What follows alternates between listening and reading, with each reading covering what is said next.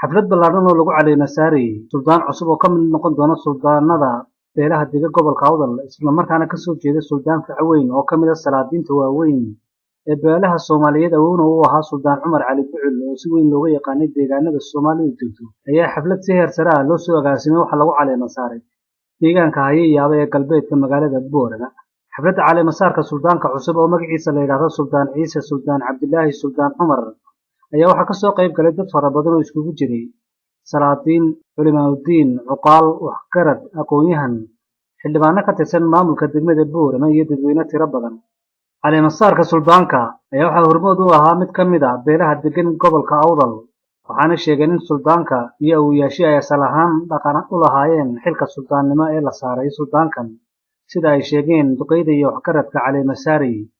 caaqil nuur askar oo ka hadlay xafladda caleema saarka ayaa ka sheekeeyey taariikhda saldanadda uu ka soo jeedo suldaankan la caleema saaray Suldaan Ciise Suldaan Cabdilaahi Suldaan Cumar.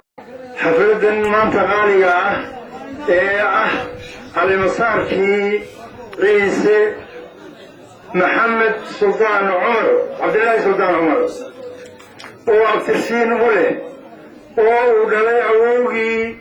Soomaali oo dhanba u ahaa suldaanka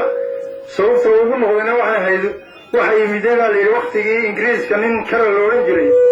oo madax cashuur ku soo rogay ummadda Soomaaliyeed ee Somaliland markaa culimadii ka hortagtay buu kow ka ahaa isagu ee uu yidhi gaaladu annaga madax cashuur naguma qaadi karto sidaa darteed suldaankii suldaan cabdilaahi diiriye wuxuu yidhi ingiriiska wuxuu ku yidhi annaga wixii diina suldaan cumar baa noo ah Soomaali haddaan nahay suldaan wixii Soomaaliyana anaa ka hadlay ninka abtirsiintaa qaaliga ah leh ayaan maanta iskugu nimidnay halkan inaan ku caleema saaro oo abtirsiintii ah cabdilaahi suldaan cumar insha allahu tacaalaa ilaahayna waxaan ka rajaynaynaa inuu inoo noqdo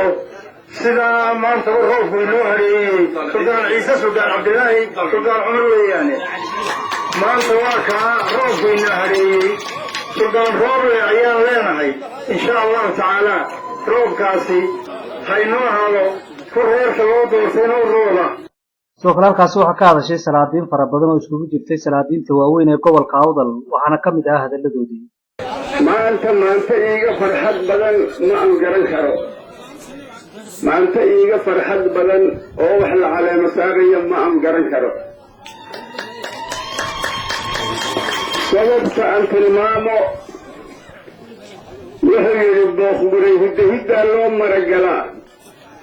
hidda loo maragalaa oo lay booqburay la yidhaahdaa yidhi ka soo qaad Cali Bucul aan ku soo daro suldaan Cumar Cali Bucul intii uu yidhi ama cilmi ku yidhi ama caqli ku yidhi haddii laysku keen wada geeyo cid keenaysa ma jirto maanta cid keenaysa ama hidinaysa baloonay jirin aan soo qaato suldaanka la caleema saarayo suldaan ciise suldaan cabdilaahi suldaan cumar cali bucul waxa weeye suldaan maanta afar abtirsiinoo jooga isaga unbaa jira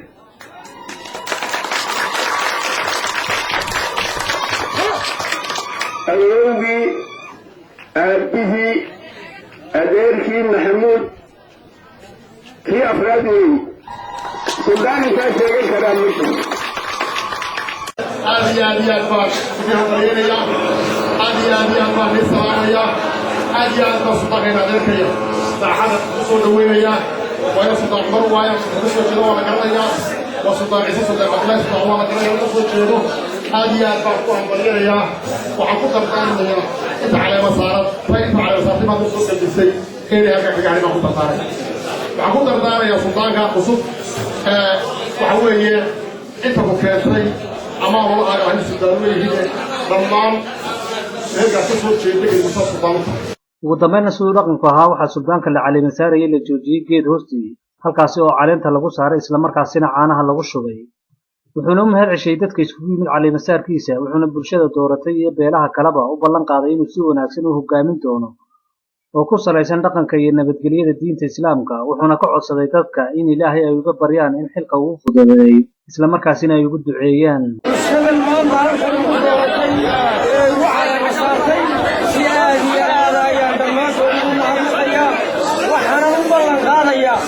beeraha aadayo sida gaarka ah xilka ugu qaaday iyo beeraha samaroona dhammaantood wixii waajib iyo xilki u ah inaa si buuxda u guto ilaahayna igu garab garo idinkuna istaagin duceeya asalaamu calaykum waraxmatullaahi wabarakaatu Hashim Sheekh Cumar Good Somali Sat TV Boorama